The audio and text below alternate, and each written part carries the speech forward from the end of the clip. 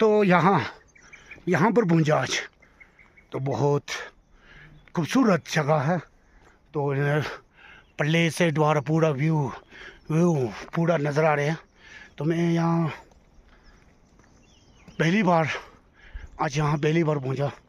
तो मुझे इसके बारे में कुछ इतना पता नहीं, लेकिन लोग कहते हैं कि यहाँ एक ज़िंदगी में इनलाइटमेंट हुआ था। हमारा लामा जी एक गुरु है, सोनम गेल्सन गुरु जी है।